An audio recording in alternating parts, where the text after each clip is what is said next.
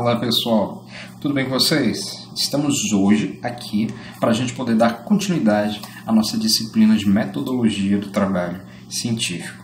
E para hoje a gente vai relembrar alguns dos conceitos que vocês já viram anteriormente com a professora ou o professor da disciplina. Então a gente vai ver o que é a disciplina de metodologia do trabalho científico, a gente vai ver a que ela se destina, a gente vai relembrar os tipos de conhecimentos que estão atrelados à produção de informações, né, sejam elas científicas, populares, por aí vai.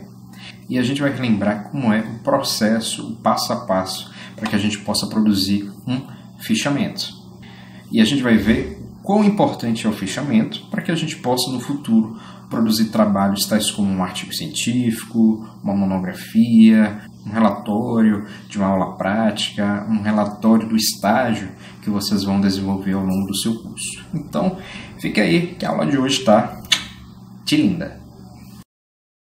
Bem, pessoal, então iniciando a nossa aula de hoje, que são as aulas 3 e 4, com o tema Introdução à Metodologia do Trabalho Científico, Tipos de Conhecimentos e Fichamento.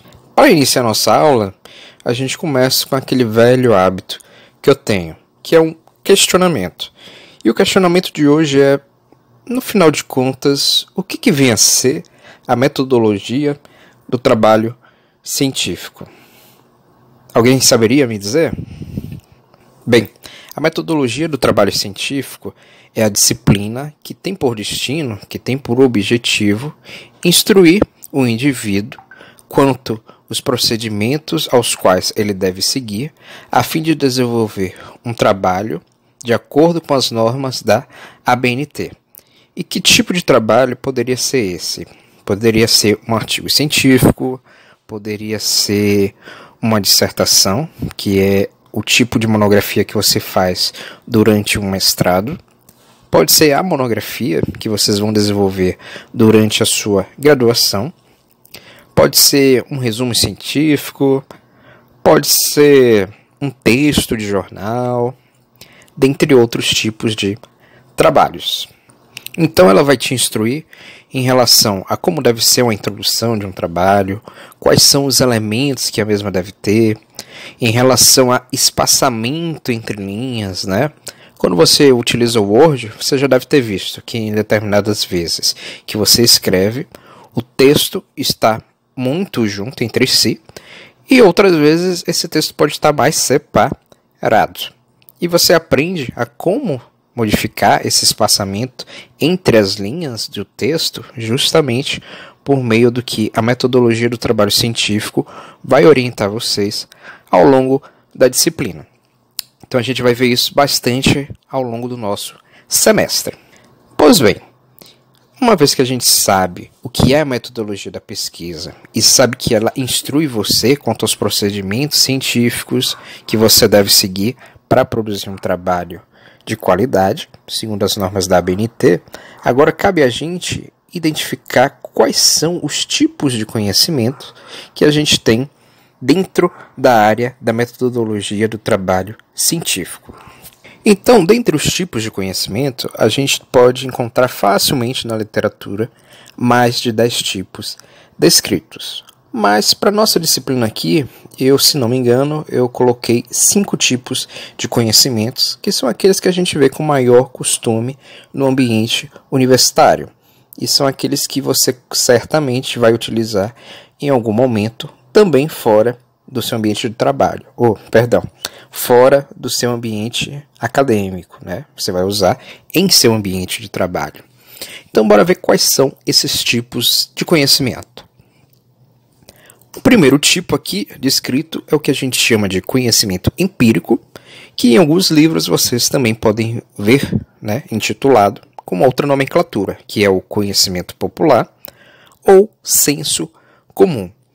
E como é que se caracteriza esse conhecimento empírico, popular ou senso comum? É o tipo de conhecimento passado de geração para geração, por meio de uma educação informal e baseada na imitação e experiência pessoal. Então, por exemplo, normalmente pessoas que vivem no interior, o que elas costumam dizer em relação a dias de chuva? que você deve cobrir o espelho de casa. Por quê? Porque pode atrair raios, não é isso? É muito comum a gente escutar esse tipo de história no interior. Outro exemplo de conhecimento popular, né? Normalmente quando a nossa mãe faz algum tipo de comida na nossa casa, é exemplo de um bolo, né? E quem é chegado num doce, com certeza vai querer logo pegar uma fatia do bolo. E o que a nossa mãe costuma dizer pra gente? Olha menino, olha menina, sai daí, que se você comer o bolo quente, você vai ficar com dor de barriga, né? Essa é uma história muito comum que a gente costuma escutar das nossas mães, inclusive eu escutava bastante quando eu era pequeno, né? Mas apesar dela falar isso, até hoje eu continuo comendo o bolo quente, né? E algumas vezes realmente acontece de ficar com dor de barriga posteriormente. E para isso existe uma explicação que a gente vê quando a gente estuda a fisiologia do organismo. Outro conhecimento popular. Quem nunca ouviu falar que se sua mãe estiver deitada, seja no sofá, seja na cama, e as sandálias dela estiver ao contrário, né? Se ela fosse levantar, corre o risco dela tropeçar e acabar morrendo. Então o que nós como filhos normalmente fazemos? Nós vamos lá e desviramos a sandália para que as nossas mães não morram. Então isso também é um conhecimento popular que vai passando de tempos em tempos. Meu avô contava essa história, meus pais contavam essa história, e eu, quando tiver meus filhos, também vou contar para eles. Além desse conhecimento dito como popular, a gente tem um segundo tipo de conhecimento, que é o chamado conhecimento teórico. E o que é esse conhecimento teórico? É o conhecimento fundamentado no pensamento racional e é transmitido por intermédio de treinamento apropriado e procedimentos científicos. Resumindo, quando você está lá estudando para a prova da disciplina de metodologia do trabalho científico, o que você vai fazer? Você vai pegar lá os livros relacionados à disciplina, ou então algum artigo científico que o professor possa ter disponibilizado para você, e você vai estudar todo aquele material que está lá impresso, né? Impresso, no caso do livro ser realmente impresso, ou que está online, no caso do livro ter sido digitalizado. Então, se trata de um pensamento racional. Ele foi feito a partir de quê? A partir de procedimentos científicos. Um determinado pesquisador, que foi o autor do livro, ele levou alguns meses ou até mesmo anos estudando todo o conceito de metodologia para produzir um livro justamente sobre esse tema. Então, é um pensamento racional transmitido por intermédio de treinamento apropriado, né? O treinamento seria, no caso, o seu estudo para a realização da prova, e por meio dos procedimentos científicos, que são todos os procedimentos e estratégias que o autor utilizou para produzir esse livro, ao qual você vai estudar para a sua prova. Então, isso que é conhecimento teórico, é você obter conhecimento por meio de uma determinada fonte de informação. Fonte de informação essa produzida de forma científica. Eu falei aqui o livro, mas pode ser também um artigo científico, pode ser uma nota de jornal, dentre outros, ok? Então, além do conhecimento popular, além do conhecimento teórico, a gente tem um terceiro tipo de conhecimento, que é o chamado conhecimento científico. E como é que se caracteriza esse conhecimento científico? O próprio nome já deixa claro para a gente, né?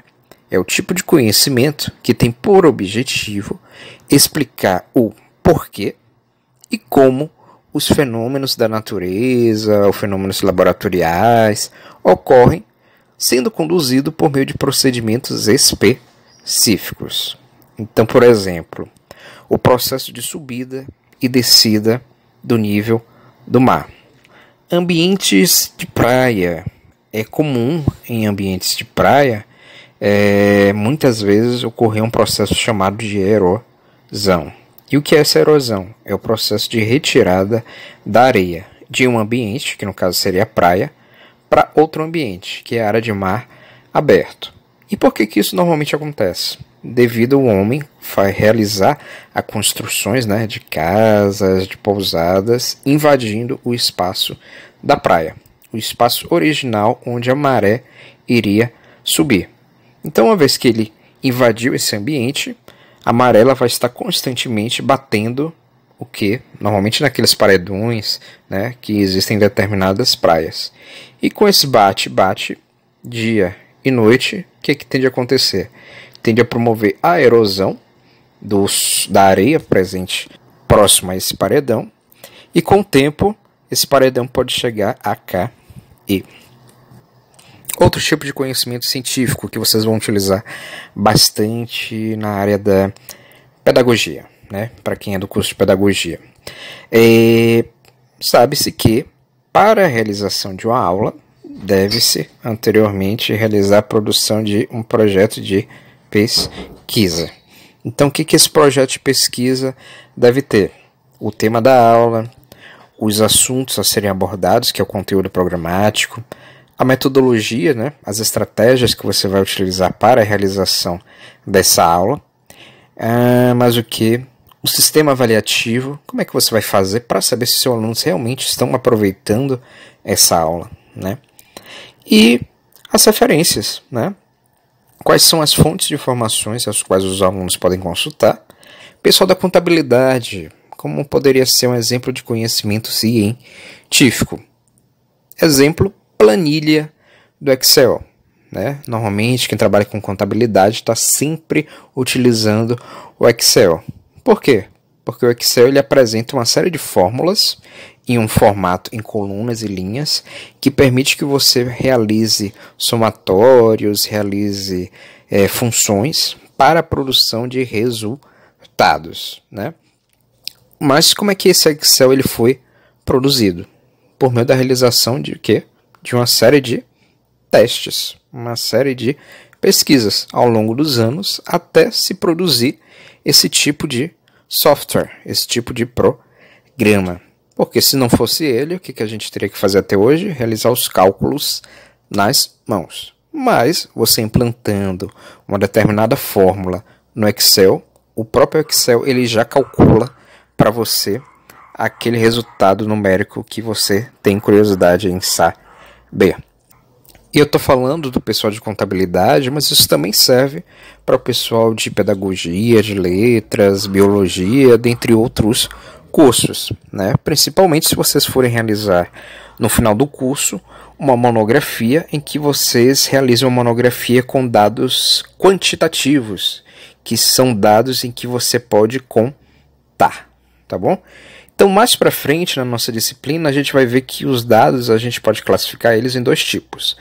Qualitativo, né, com L de livro, que é aquele que a gente descreve algo, ou ele pode ser quantitativo, com T de tatu, que é quando você conta, e ele também pode ser quali-quantitativo, quando aborda essas duas questões. Você tanto pode descrever algo, quanto você pode contar o mesmo. Mas essas são emoções para as nossas aulas futuras de metodologia do trabalho científico. Então, esse conhecimento científico trata-se de um tipo de conhecimento falível. E o que eu quero dizer com conhecimento falível? Ele não é estático, ele não é um conhecimento verdadeiro por inteiro. Por que a gente diz isso? Porque, por se tratar de um conhecimento científico, a gente sabe que o que a gente considera hoje como realidade, como verdade absoluta, ela pode mudar com o tempo. Lembrem, pensem aí, vocês já foram alguma vez no nutricionista? Eu já fui várias vezes. E nessas milhares de vezes que eu já fui no nutricionista, tem uma história que sempre volta à tona, que é o ovo da galinha. No final das contas, ele faz bem ou faz mal para a nossa saúde? Na época que eu era criança, eu escutava bastante que não se devia comer muito ovo de galinha porque fazia mal à saúde. Na adolescência, eu já ouvi falar ao contrário, que se devia comer bastante ovo de galinha devido às suas proteínas. Já próximo da fase adulta, novamente mudou a situação. Falava-se bastante que não se devia comer o ovo da galinha. Hoje, na atualidade, já voltou aquela história que sim, se deve comer o ovo da galinha devido às suas proteínas. Então é algo que está sempre mudando, né? A gente não vai considerar isso como algo absoluto. Bem, suas principais características incluem, então, ser algo certo, mais momentâneo, e algo metódico, né? O que quer dizer essa questão metódica? O conhecimento científico, ele é produzido por meio de um conjunto de sistemas. Ele é realizado por meio de um conjunto de estratégias. Como é que eu sei se o ovo realmente faz bem ou faz mal? A gente teria que pegar um grupo de pessoas, solicitar que elas comessem o ovo, a gente determinaria quantas vezes eles iriam comer ovo por dia, a gente teria que medir um nível, né, de alguns elementos presentes no sangue para ver se esse ovo que está sendo ingerido está afetando ou não o mesmo, e a gente teria que estabelecer, né, de quanto em quanto tempo que a gente vai realizar essa coleta de sangue, de quanto em quanto tempo eles vão comer esse ovo, né? Quantas pessoas vão ser necessárias para realizar esse estudo. Então são uma série de aspectos que são levados em consideração. Por isso que sempre antes de se realizar uma pesquisa, a gente recomenda o quê? Que você, aluno, desenvolva a metodologia a ser realizada para a execução do seu trabalho. É você listar tudo aquilo que vai ser necessário para você conseguir realizar o seu estudo, o seu trabalho. Então, além do conhecimento popular, além do conhecimento teórico e além do conhecimento científico, a gente chega no quarto tipo de conhecimento, que é o chamado conhecimento filosófico. E como é que ele se caracteriza? É aquele tipo de conhecimento baseado na experiência e na observação, e não na experimentação, que é o que acontece no conhecimento científico. Ou seja, suas hipóteses, né, que são aqueles prováveis resultados da sua pesquisa, eles não podem ser refutados e nem podem ser confirmados, apesar de serem sistematizados e racionalizados. Tá bom? Então isso provém de quê? Normalmente, quando a gente é pequeno e a gente tem aula de história ou então estudos sociais, a gente vê os grandes pensadores, né? Aristóteles, dentre outros, que implantaram uma série de pensamentos relacionados à área da filosofia e que muitas vezes são aceitos até hoje por nós. Um quinto e último conhecimento, né, que eu coloquei aqui, é o chamado conhecimento religioso. E o próprio nome ele já deixa para a gente a dica do que se trata, né? O conhecimento religioso é aquele tipo de conhecimento que tem como principal característica a utilização de doutrinas que contêm proposições sagradas e reveladas pelo sobrenatural, ou seja, pela inspiração. Portanto, não pode ser contestado. Então é aquela ideia, né, que normalmente pessoas do interior têm que se uma determinada pessoa está enferma, né, está doente, e ela se cura sem ter realizado uma consulta médica ou feito um tratamento, que é que as pessoas costumam dizer? Que foi a ação divina que agiu sobre o indivíduo e permitiu que ele fosse curado. Mas a gente sabe que existe uma série de conhecimentos científicos realizados por meio de estudos biológicos, né, da morfologia do indivíduo, sobre seu sistema fisiológico, que permite a gente saber o que pode ter acontecido que favoreceu que esse indivíduo, mesmo sem tratamento, tenha recuperado o seu estado de saúde. Mas quando a gente fala de conhecimento, a gente também tem que falar de alguns outros conceitos que estão atrelados a esses tipos de conhecimentos. Dentre eles, a gente tem o que a gente chama de hipótese e conjectura. E o que é essa hipótese e essa conjectura? Corresponde a uma possível ou provável resposta a um determinado problema de pesquisa, podendo ser testada a fim de comprovar a sua veracidade. idade. Então, resumindo, digamos que você tem um determinado problema de pesquisa. Deixa eu citar aqui um exemplo de problema de pesquisa. Por que os alunos das faculdades integradas de Sergipe, FISE, não estão comparecendo à faculdade? Esse é o meu problema de pesquisa. Então, o que poderia ser a hipótese, né? Que é a provável resposta. A gente poderia colocar hipótese 1. Os alunos da FISE não estão comparecendo à faculdade devido à pandemia do Covid-19. Né? Isso a gente sabe, na realidade, que é um fato, é verdade. Mas se você está realizando uma pesquisa, você tem que provar o porquê deles não terem comparecido. Né? Então, como é que você prova? Por meio do quê? Por meio das notícias que têm saído na mídia, por meio dos vários artigos científicos que têm sido publicados relatando a ação da Covid-19 sobre o organismo da gente, dentre outros aspectos. Uma segunda hipótese que a gente poderia colocar para esse mesmo problema seria: os alunos da FISE não estão comparecendo à faculdade devido à realização de festas juninas na cidade. É uma segunda hipótese. Então vocês teriam que estudar, né? Tá realmente acontecendo festas juninas nesse período de pandemia? Não, pelo contrário, né? As festas juninas elas foram canceladas. Então a primeira hipótese que explica a falta dos alunos devido à presença do Covid-19, vocês facilmente conseguiriam comprovar. Se trata de uma hipótese verdadeira.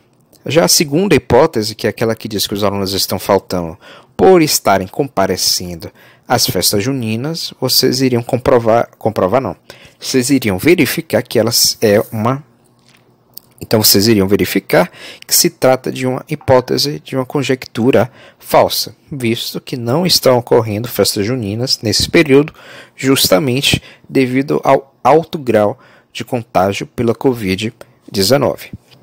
Outro conceito importante se refere ao falseamento. E o próprio nome já dá uma dica, né? Falseamento falso. Ele corresponde a uma forma de tentar derrubar uma hipótese ou conjectura que foi criada. É uma maneira, assim, de eliminar as partes fracas da hipótese. Então, aqui eu criei uma hipótese. A hipótese é: todos os alunos da FISE são negros. Então, como é que a gente pode tornar essa hipótese falsa? Por meio daqui. Nem todos os alunos da FISE são negros. Né? Então, se você fosse ver, é como se fosse uma segunda hipótese. Ele está discordando em parte da primeira hipótese que foi elaborada. Uma outra hipótese, bora dizer: pessoas diabéticas apresentam maior tendência a manifestar sintomas do Covid-19.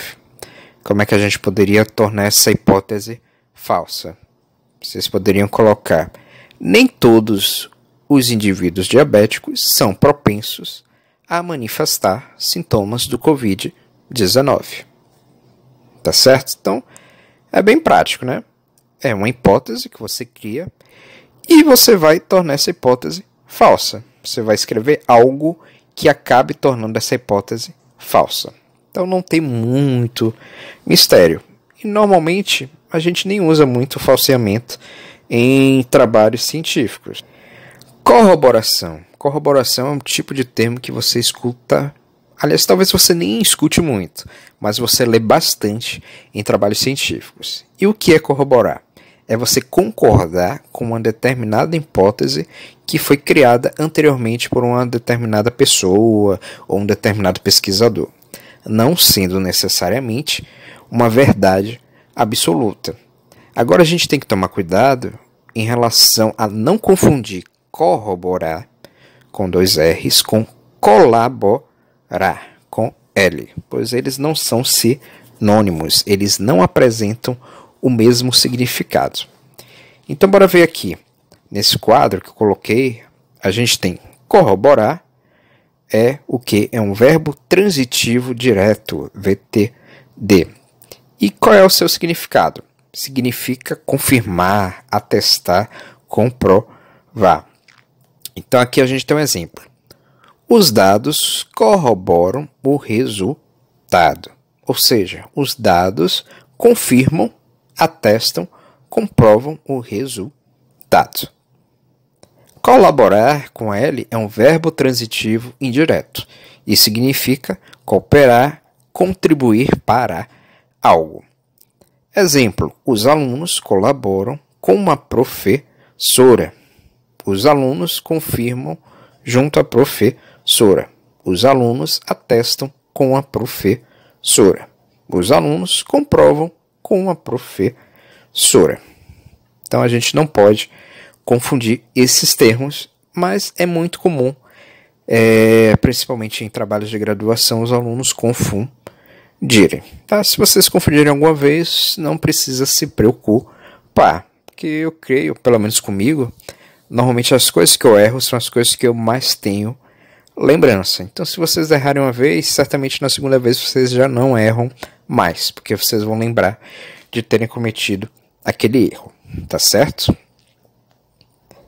Bem, e agora vem uma outra pergunta. O que vem a ser método, né? A disciplina Metodologia do Trabalho Científico, e o método é um dos elementos principais do seu estudo. Então, método, se a gente for ver, buscar na literatura, a gente vai ver que é um conjunto de procedimentos, é um conjunto de atividades adotados normalmente por um pesquisador a fim de obter uma determinada resposta a um problema de pesquisa. Suas características básicas incluem a realização de atividades, procedimentos seguros e que possam ser reproduzidos por outras pessoas em sua totalidade ou ao menos de forma parcial. Isso é muito comum, principalmente aqui no curso da pedagogia, em cursos como ciências biológicas e cursos de engenharias, porque normalmente a gente realiza o quê? Muitos procedimentos práticos. E para a gente poder comparar o procedimento que a gente realiza com trabalhos anteriores, recomenda-se que a gente utilize o mesmo tipo de metodologia. Porque se você utilizar metodologias variadas, isso pode implicar em resultados diferentes. E se resulta em resultados diferentes, você não pode afirmar com 100% de confiabilidade que esse resultado foi gerado devido às diferenças existentes na metodologia. Então, por isso que se recomenda que se padronize as metodologias. Então, o método ele permite você gerar conhecimentos válidos e verdadeiros. E é um elemento fundamental na chamada ciência, pois não há ciência sem o emprego de métodos científicos que possam sustentar a sua realização e a sua existência. Então, tudo que a gente vê na disciplina de ciências, né? O corpo humano, como é que as células funcionam, tudo isso está atrelado ao quê? A chamada ciência, aos estudos que são realizados dentro dessa grande área de conhecimento. Bem, e agora a gente começa a ver quais são os tipos de métodos que a gente pode encontrar nesses trabalhos científicos. O primeiro que eu coloquei aqui é o chamado método indutivo ou indução. Então, como se caracteriza esse método indutivo ou indução? É o tipo de método focado na observação, partindo da análise de um determinado grupo de dados ou pessoas, que é o que a gente vai chamar aqui de visão específica, para uma visão do todo, do global. Então aqui abaixo eu coloquei um exemplo. A gente tem aqui um grupo de alunos, que aqui eu considerei como sendo os alunos da sala do segundo semestre do curso de Pedagogia da Física. E aí a gente tem aqui, na sala do segundo semestre do curso de Pedagogia da Física, tem-se aqui João, Maria, Isadora, Letícia, Ivanildo e Cíntia são negros. Pelo método indutivo, a gente teria que, logo, todos os 10 alunos da sala do segundo semestre do curso de Pedagogia da Física, né? Aqui eu imaginei que o total são 10, são negros. E aqui tem a imagem com 10 pessoas. Mas se você for ver, nem todos são negros, né? Pelo menos tem uma pessoa nessa imagem que você poderia considerar como uma pessoa branca. Então, o método indutivo, por ter essa visão, né, de englobar um conceito que é específico para um grupo pequeno e querer englobar ele para um grupo muito maior, ele pode cometer erros, que é o que normalmente acontece. Então, normalmente não é muito adequado você utilizar um método indutivo, tá? Então, nele, resumindo, ocorre uma generalização de um determinado fato, o qual pode posteriormente ser refutado, que é o que acontece quando a gente viu a foto dos 10 alunos da turma, onde pelo menos uma a gente pode considerar como uma pessoa branca, tá certo? Um segundo tipo de método é o chamado método dedutivo. Ele é o tipo de método focado na observação, partindo da análise de um determinado grupo geral de dados e pessoas, né, visão geral, para elaborar uma resposta específica a um grupo ou um dado de forma isolada ou diminuta, né? Então, o processo dele é o contrário do que a gente viu no método indutivo. No método indutivo, ele parte de um grupo específico e parte para um grupo geral. Para o método dedutivo, é o contrário. Ele parte do geral e vai para um caso específico. Então, a gente tem aqui, como exemplo, na turma da disciplina de Metodologia do Trabalho Científico do curso de Contabilidade, todos os alunos usam máscara ao saírem à rua. Pelo método dedutivo, tem-se que, logo, Gislene, que não está contemplada aí nessa imagem, mas faz parte do grupo de alunos dessa disciplina, que é aluna do curso de Contabilidade, também usa máscara ao sair da rua. Outro tipo de método, método hipotético dedutivo, é aquele que parte de uma determinada hipótese criada da qual se faz uma dedução a um grupo específico. Então eu coloquei aqui um exemplo. Por que pessoas de nome Laura costumam odiar Marias Claras? Então a hipótese criada para essa situação é: as Marias Claras devem ter tido atitudes deselegantes com as Lauras no passado. Pelo método hipotético dedutivo, então a gente poderia formular, né? Pessoas de nome Laura odeiam Marias Claras por estas serem deselegantes com elas. Então você vê que ela parte de uma hipótese, né? Que qual é essa hipótese? Que as Marias Claras elas são deselegantes. E por que dedutivo? Porque ela parte do quê? De uma visão considerada geral, que as Marias Claras elas costumam ser deselegantes, para uma visão específica. A determinada Maria Clara, ao qual está sendo estudada, ela foi deselegante com a Laura. Outro tipo de método é o chamado método histórico. Ele se caracteriza por ser aquele que parte de acontecimentos do passado para tentar explicar algo que acontece no presente. Então, um exemplo aqui. Por que na atualidade se tornou tão comum as empresas pagarem multas trabalhistas junto ao governo? Então a gente tem o quê? Que no passado não existia o chamado e-social. Mas hoje, né, até pouco tempo, acho que uns 2, 3 anos, começou a vigorar o e-social. Ele ainda não está vigorando em sua totalidade, mas já está dando bons caminhos, né? Mas o que é o e-social? Ele foi um decreto, número 8.373, do ano de 2014, que instituiu o chamado Sistema de Escrituração Digital das Obrigações Fiscais, Previdenciárias e Trabalhistas, e-social. Por meio desse sistema, os empregadores passarão a comunicar ao governo, de forma unificada, as informações relativas aos trabalhadores, como vínculos, contribuições previdenciárias, folhas de pagamento, comunicações de acidente de trabalho, aviso prévio, escriturações fiscais e informações sobre o FGTS. Então, se você trabalha numa empresa, que a empresa não paga o seu FGTS, ao você ser demitido, o e-social vai obrigar essa empresa ao quê? A realizar o pagamento desse seu FGTS. Ela pode, inclusive, confiscar os bens da empresa para que o FGTS seja pago ao empregado. gado, dentre outras atitudes que podem ser tomadas. Então, até o que a gente viu no aumento do E-Social, ele corresponde a um tipo de sistema, né, que é bastante trabalhoso para o profissional da contabilidade, né? Eu tenho um contador em casa, então eu vejo o quanto sofre em relação ao E-Social.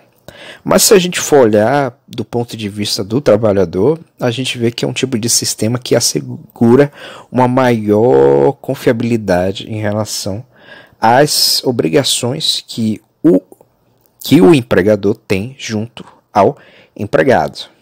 Então, se o empregador ele comete uma série de infrações, né, ele comete uma série de barbaridades junto ao seu funcionário, tais como não realização de pagamentos, não pagamento do FGTS, não pagamento do INSS, ele vai pagar por todos os seus pecados a partir do momento que demitir o empregado, porque o E-Social vai correr em cima dele para que ele pague todos esses embargos financeiros. Outro tipo de método é o chamado método comparativo. É aquele que postula um determinado resultado com base na comparação entre duas ou mais pessoas ou dados. Então aqui eu coloquei 2 exemplos. Um primeiro, homens costumam desenvolver uma maior musculatura quando comparado às mulheres, devido ao maior nível de testosterona. Isso é fato, verdade. Estudos de fisiologia humana mostram que homens têm muito mais testosterona sendo produzida no corpo do que as mulheres. Segundo exemplo, mulheres ao volante, estatísticas indicam que elas dirigem melhor. Fato, né? A gente sempre costuma ver isso, principalmente em noticiários, que as mulheres dirigem melhor que os homens por justamente respeitarem as leis de trânsito. Elas dificilmente correm, normalmente elas obedecem às sinalizações das ruas, dentre outras coisas. Método estatístico é aquele que se baseia em dados quantitativos, que eu já tinha dito anteriormente. É aquele que você pode contabilizar, você pode contar, e que pode estar associado a outros métodos. Então eu coloquei aqui um exemplo de um gráfico que aborda a questão do avanço do Covid-19 em Sergipe. Então é quase que um mês de análise, né? Começou no dia 14 de março e termina no dia 19/4.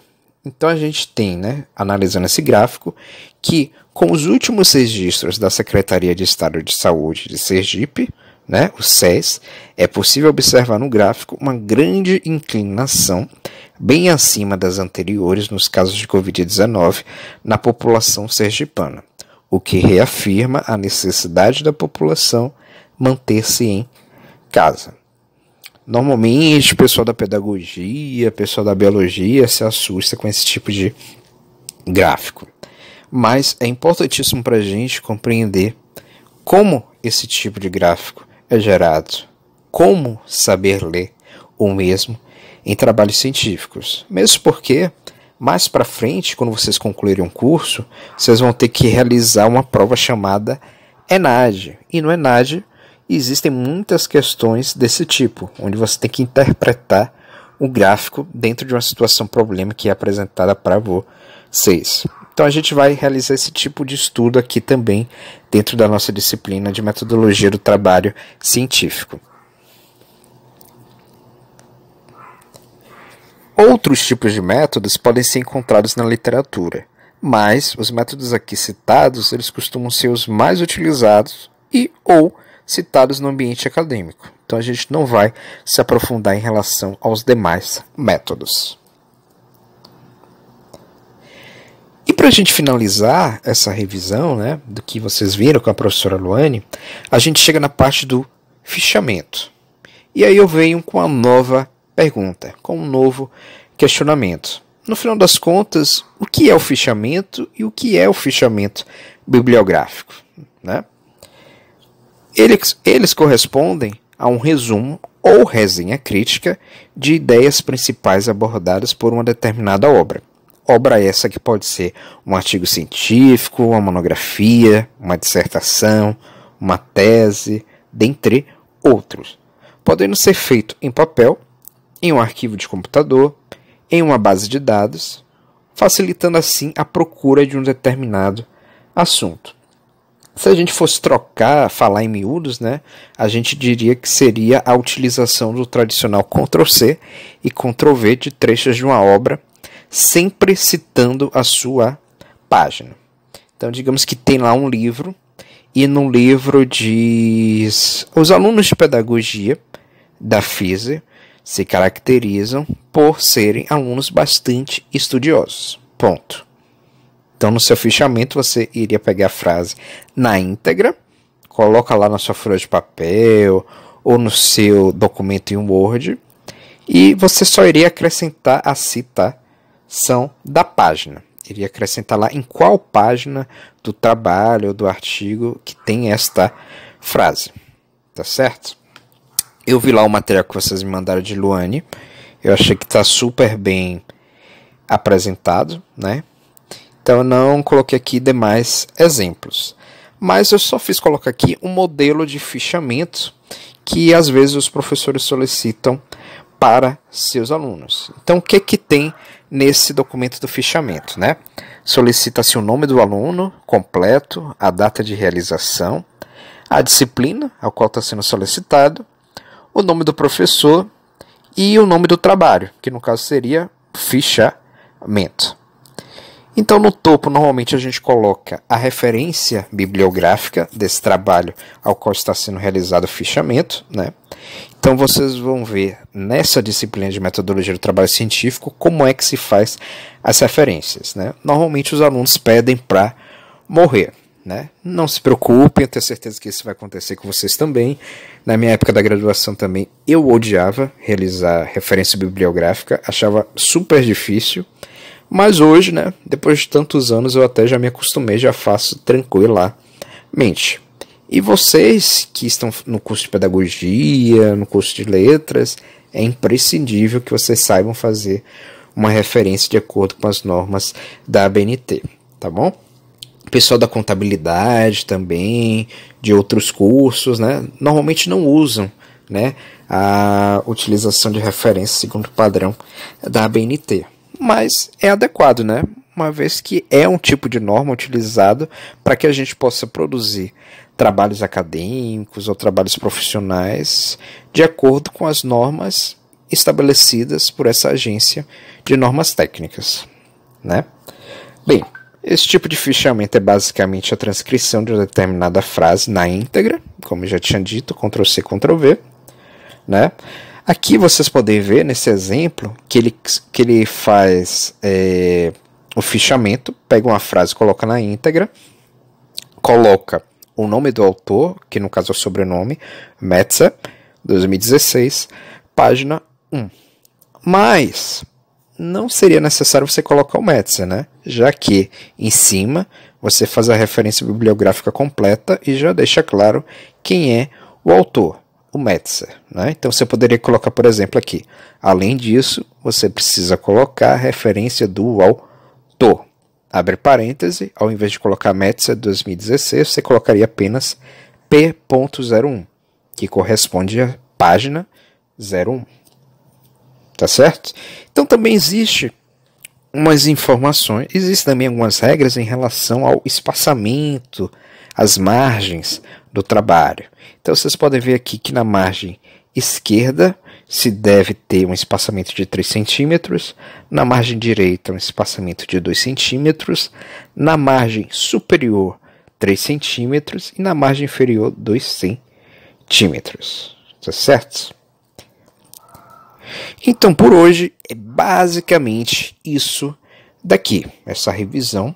E a partir da próxima aula a gente começa a ver um pouco mais sobre os elementos básicos que compõem uma pesquisa. Bem, pessoal, então por agora a gente encerra a nossa aula do dia 9 de junho de metodologia do trabalho científico. Espero que vocês tenham gostado da aula.